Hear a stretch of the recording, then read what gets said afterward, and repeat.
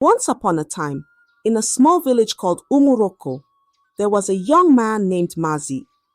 Mazi lived with his mother in a tiny hut. This hut was very old and small, left behind by Mazi's father when he went to join the ancestors. Mazi and his mother were poor. Every day, Mazi went to the market to sell beads. These beads were very pretty, but the money Mazi made from selling them was very little. It was so little that sometimes there wasn't enough food for Mazi and his mother to eat. Mazi's friends from when he was a child had all grown up to be rich men. They had big houses, wives, and children. But Mazi was different. He was still poor, still living in the tiny hut, and still all alone.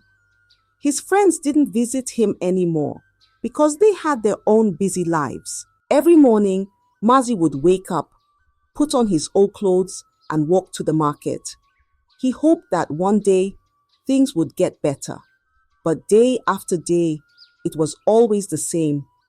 Mazi remained poor, and his heart grew heavy with sadness. And so, the days went on in the little village of Umuroko, with Mazi selling his beads, wishing for a better life, but nothing seemed to change. One bright morning, Mazi was walking to the market like he did every day. He carried a big basket full of beads on his head. The road was dusty, and Mazi was deep in thought, wondering how he would make enough money to feed himself and his mother. Suddenly, Mazi's foot hit a big stone on the road. He tripped and fell down hard. The basket of beads flew off his head, and all the beads scattered everywhere on the ground. Mazi was shocked and embarrassed. The villagers who were nearby saw what happened. Instead of helping him, they started to laugh. They pointed at him and whispered to each other. "Look at him," one of the women said, "still selling beads like a woman. All his mates are rich, and here he is, poor and wretched." Mazi's face turned red with shame. He quickly got up and started picking up the beads from the ground. But the more he picked, the more he heard the villagers laughing and making fun of him. Each word they said felt like a heavy stone in his heart. Finally, Mazi gathered all the beads and put them back in his basket. He held his head down and walked to the market, but the laughter and the mean words kept playing in his mind. Even when he reached the market and set up his small stall, Mazi couldn't forget how embarrassed and sad he felt. The whole day, his heart was heavy, and he couldn't smile or talk to anyone.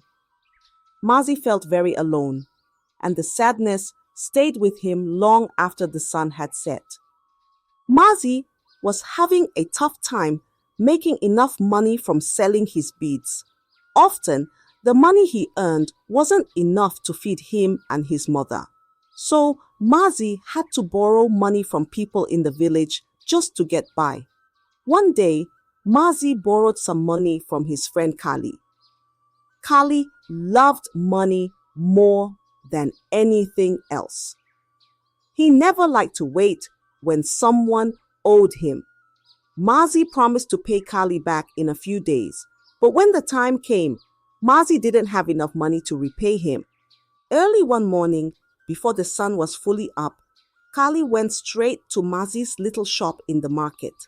He didn't wait for Mazi to open his stall. He started shouting loudly, "Mazi, where is my money? Pay me now!" His voice was so loud that all the other traders and people in the market heard him. Mazi was just setting up his beads when he saw Kali. He knew he was in trouble. Mazi begged Kali, saying, "Please, give me a little more time. I will pay you soon, I promise." But Kali was very angry. He didn't care about Mazi's troubles. He was so angry that he slapped Mazi right there in front of everyone. The slap was loud, and Mazi's cheeks stung with pain. The people in the market were shocked. They saw how sad and helpless Mazi looked. Some of them felt sorry for him. A few kind traders came over and gave Mazi a little money to help him pay Kali back. Mazi was so grateful, but inside he felt so small and ashamed. After paying Kali, Mazi sat quietly in his stall. He couldn't believe what had just happened. The day went by slowly, and Mazi's heart was heavy with sadness and frustration. He couldn't understand why life was so hard for him. He was tired of being poor and tired of being treated badly by others. That day, Mazi went home feeling more hopeless than ever. Mazi had reached a point where he couldn't take it anymore. He was tired of being poor, tired of people looking down on him. One day, he decided to visit his childhood friend, Nidu. Nidu was now a rich man, respected by everyone in the village. Mazi hoped that maybe Nidu could help him. Mazi walked to Nidu's big house. When he arrived, he knocked on the door, feeling nervous. Nidu opened the door and saw Mazi standing there. But instead of welcoming him, Nidu looked at Mazi's old clothes and dirty shoes. Nidu didn't even shake Mazi's hand. He said, "I don't want your poverty to rub off on me." Mazi felt a deep shame in his heart, but he swallowed his pride and told Nidu why he had come. "Nidu, I want to be rich like you. I'm tired of being poor. Please, help me." Nidu looked at Mazi for a moment. Then he said, "If you're really ready to do anything, I can help you. But remember, no one should ever know where your money comes from." Nidu's words were serious, and Mazi felt a chill run down his spine, but he was desperate. Nidu then reached into his pocket and pulled out some money. He handed it to Mazi and said, "This is just the beginning. But be careful, Mazi. Once you start, there's no turning back." Mazi took the money, feeling a mix of excitement and fear. He thanked Nidu, even though his heart was heavy with the weight of Nidu's warning. As Mazi left Nidu's house, he couldn't help but wonder what he had gotten himself into. But for now, Mazi was happy. He had money in his pocket, and he thought that maybe, just maybe, things were finally starting to change for him. Mazi was so happy with the money Nidu had given him. It felt like his troubles were finally over. He went straight to the market and bought lots of food, more than he had ever bought before. That evening, he cooked a big meal, the kind he and his mother hadn't had in a very long time. As they sat down to eat, Mazi's mother looked at all the food in surprise. "My son, where did you get the money to buy all this?" she asked. Mazi didn't want to tell her the truth, so he lied. "The gods of our land have smiled on me, Mama," he said, smiling. "They have blessed me." His mother nodded slowly, though she looked a bit worried. "Be careful, my son," she said softly, but Mazi was too excited to listen.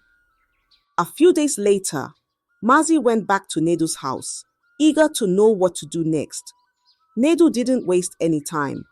He took Mazi to see the chief priest, a man who was known for his mysterious powers.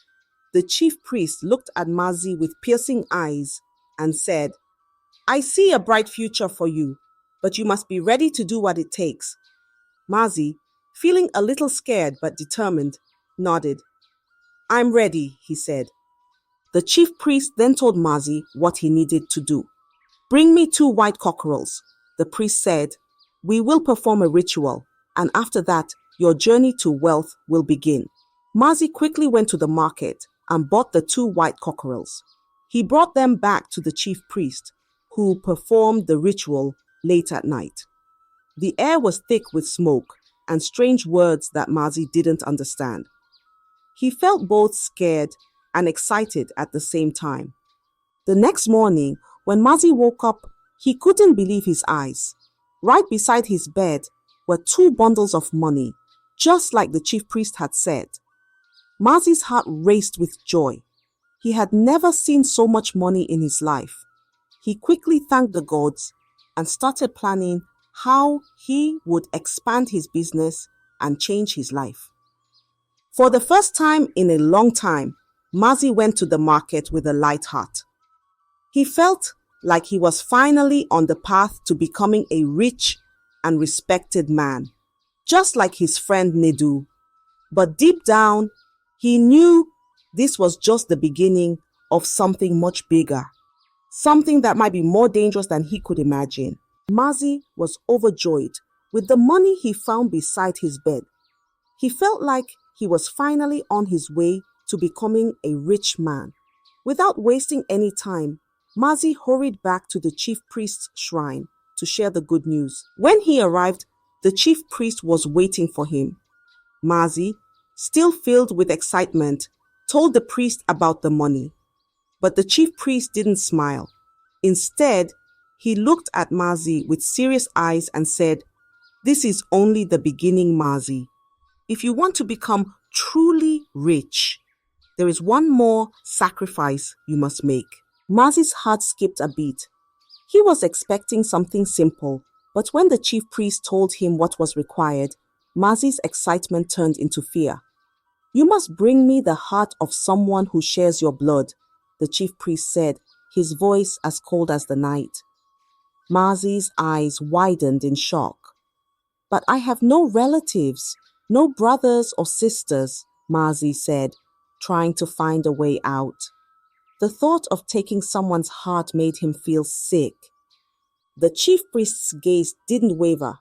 "You have your mother," he said quietly, "the one who shares your blood. You have 3 days to decide, Mazi. If you do not bring the heart, you will either die or go mad. The choice is yours." Mazi's world seemed to collapse around him. He couldn't believe what he was hearing. His mother was the only person who had ever cared for him, and now he was being asked to do something unthinkable. The chief priest's words echoed in his mind as Mazi walked back home, his feet heavy with dread. 3 days, that was all he had, and in those 3 days, Mazi would have to make the hardest decision of his life. As he reached his small hut, Mazi saw his mother waiting for him with a warm meal, her face full of love and concern. But Mazi couldn't look her in the eyes. The weight of the decision pressed down on him like a heavy stone, and he knew that nothing would ever be the same again. Mazi was trapped in a terrible situation. After the chief priest told him he had to take his mother's life to become rich, Mazi was filled with fear and confusion. He didn't know what to do. The thought of hurting his mother was like a dark cloud that hung over him, but the fear of dying or going mad was just as frightening. That night, Mazi couldn't sleep. He tossed and turned in his bed, his mind racing with horrible thoughts. "How can I do this to my own mother?" he whispered to himself, tears filling his eyes. But then, the chief priest's warning echoed in his mind. "You have 3 days, Mazi. If you do not bring the heart, you will either die or go mad." Mazi's heart was heavy with fear. During the day, he tried to act normal, but inside, he was breaking apart. His mother noticed that something was wrong. "My son, you seem troubled. What is bothering you?" she asked gently, but Mazi couldn't tell her the truth. He just shook his head and said, "It's nothing, Mama. I'm just tired." But it wasn't just tiredness. It was the weight of an impossible choice. For 2 days, Mazi lived in deep fear and sadness. He could barely eat, and he couldn't bring himself to smile. The days seemed to drag on forever, and the deadline given by the chief priest loomed over him like a dark shadow. Mazi spent his time alone, thinking about what he should do. Should he choose his own life, or should he save his mother? The thought of losing her made him feel like he was being torn apart inside. but the fear of dying or going mad was just as strong. As the second day came to an end, Mazi knew he was running out of time. He felt trapped, with no escape in sight. He knew that whatever choice he made, there would be no turning back. The fear of what lay ahead filled his heart, and he wished with all his might that he could wake up from this terrible nightmare. But the night was dark, and Mazi knew that soon he would have to make his decision. The third day arrived, and with it came a decision that Mazi never thought he would make. The sun was just beginning to rise, casting a pale light over the village. Mazi's heart was pounding in his chest, and his hands were shaking as he picked up the machete. His mind was a storm of fear, guilt, and desperation. He moved quietly through the small hut to his mother's room. His mother was still asleep, her face peaceful and calm. Mazi stood there for a moment, his heart breaking at the sight. But the chief priest's words echoed in his mind. If you do not bring the heart, you will either die or go mad. With a heavy heart, Mazi raised the machete. Tears streamed down his face as he struck his mother, the woman who had always cared for him, who had always loved him. The room was silent except for the sound of Mazi's sobs. He couldn't believe what he had done, but he knew there was no going back. Mazi's hands were trembling as he took his mother's heart and placed it in a calabash. He felt numb, like he was trapped in a terrible dream. But he told himself, "This is what makes me a man. I had no choice." With the calabash in his hands, Mazi ran as fast as he could to the chief priest's shrine. His clothes were stained with his mother's blood, and his heart was pounding with fear and regret. He hoped that by completing the ritual, everything would be over, that he would finally become rich, and that this nightmare would end. But as Mazi reached the shrine, a deep dread settled in his chest. The weight of what he had done pressed down on him, and he felt a cold emptiness inside. He had made his choice, but the cost was far greater than he had ever imagined. He got to the chief priest's shrine, clutching the calabash that held his mother's heart. His hands were trembling, and his clothes were soaked with blood. He hoped that this terrible act would finally bring him the wealth he had been promised. But when Mazi entered the shrine, he stopped dead in his tracks. The chief priest was lying on the ground, motionless. His eyes were closed, and his chest no longer rose and fell with breath. The chief priest was dead. Mazi's heart sank into a pit of despair. He had killed his own mother, and now the only person who could complete the ritual was gone. All his hopes, all his dreams of becoming rich had crumbled into dust. He had done the unthinkable for nothing. Mazi fell to his knees in front of the shrine, the calabash still in his hands. Tears streamed down his face as he realized the full horror of what he had done. "What have I done?" he whispered, his voice shaking with grief and regret.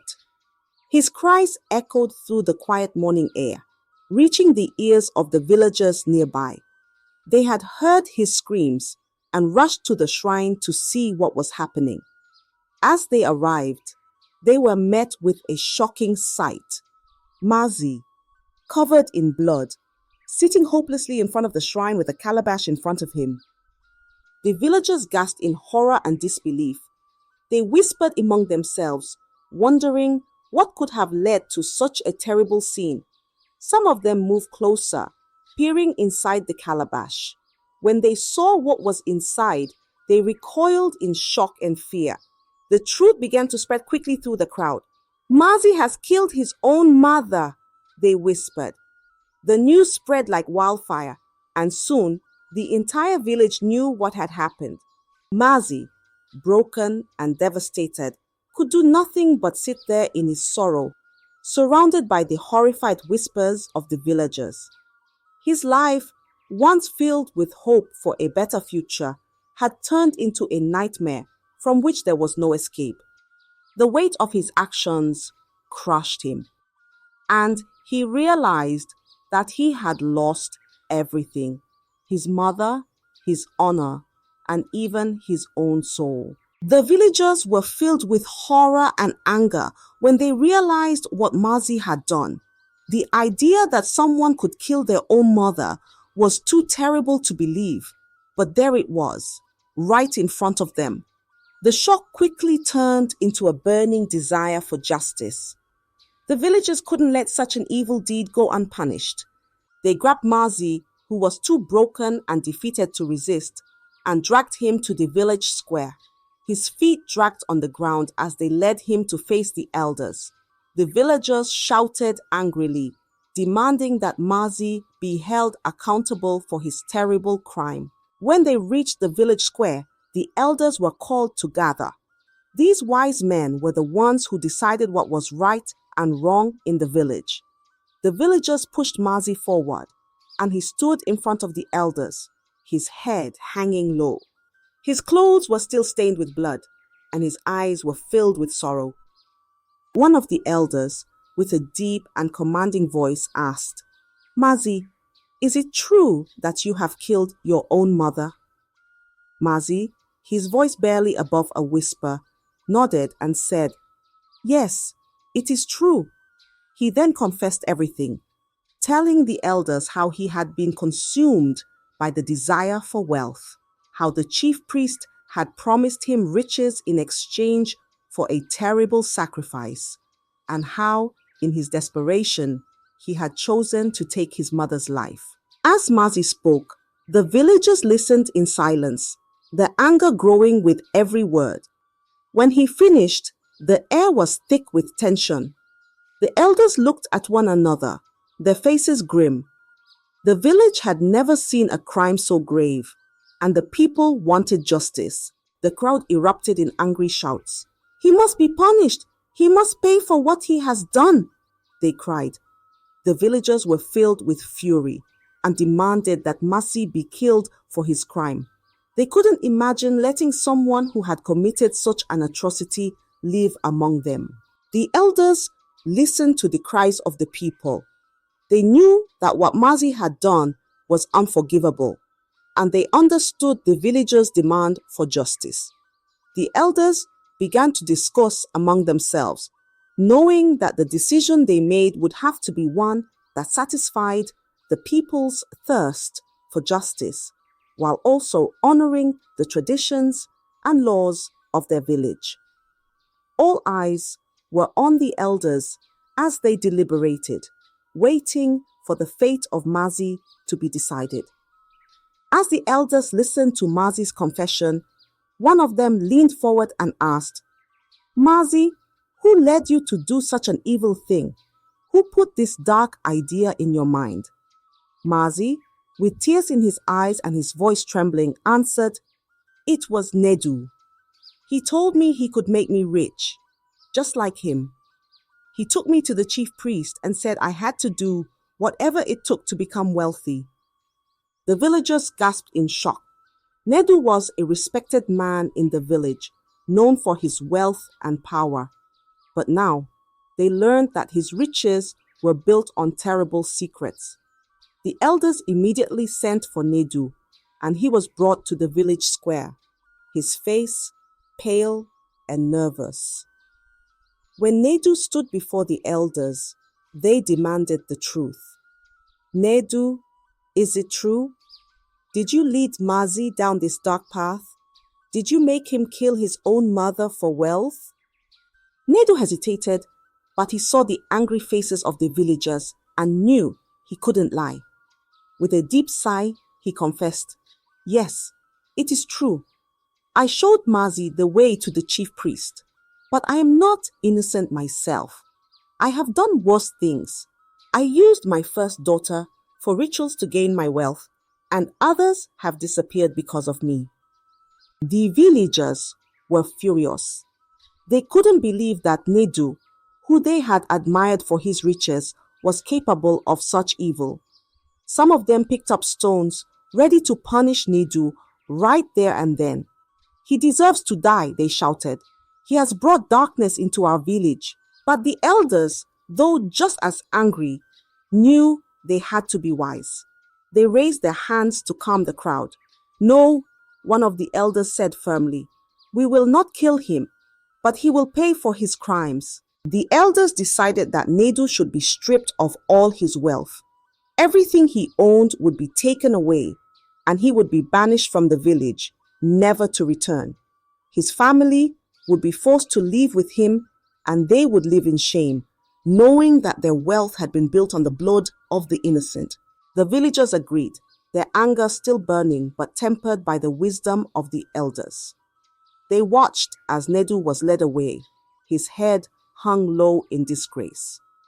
His beautiful house, his fine clothes, his treasures, all would be taken away, leaving him with nothing but the guilt of his terrible deeds. Nidu's downfall was a harsh lesson for the village.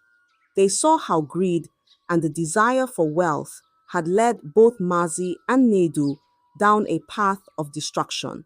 And as Nidu and his family were driven out of the village, the people were left to reflect on the cost of such dark ambitions. Even after Nidu's downfall, the villagers were still burning with anger towards Mazi. They couldn't forget that he had killed his own mother, the woman who had cared for him all his life. Many of them still demanded that Mazi be put to death for his terrible crime. But one of the elders, the wisest among them, spoke up. "Death would be too easy a punishment for Mazi," the elder said. "If we kill him, his suffering will end quickly. But what he did was so terrible that he should live with the weight of his actions for the rest of his life." The other elders nodded in agreement. They decided that Mazi would be banished from the village, just as Nidu had been. But instead of sending him away to another village, they would send him deep into the forest, where he would be alone with his pain and regret. There, Mazi would have to live with the memory of what he had done, with no comfort and no forgiveness. The villagers watched as Mazi was taken to the edge of the forest. His head was low, and his face was filled with sorrow. He knew that he would never see his village again, never feel the warmth of his mother's love again. He was alone, lost in the darkness that his greed had created. After Mazi was banished, the villagers buried his mother with great respect. She was laid to rest with prayers and tears, and the villagers vowed never to forget what had happened. To prevent such a tragedy from happening again, the elders made a new law. Anyone who wished to see the chief priest must first go through the king. The shrine would no longer be a place where people could seek wealth through dark means. With this new law in place, peace slowly returned to the village. The villagers went back to their lives, but the story of Mazi and his mother was a lesson that no one would ever forget. Parents told the story to their children, and the elders reminded the young ones of the dangers of greed and envy. Mazi's story became a warning to everyone. When you let greed take over your heart, it can destroy everything you hold dear. And in the end, the price of such greed is more than anyone can bear. I hope you enjoyed the story. If so, please like the video, comment what you learned from the tale, and don't forget to subscribe to the channel for more enchanting tales just like this one. Thank you.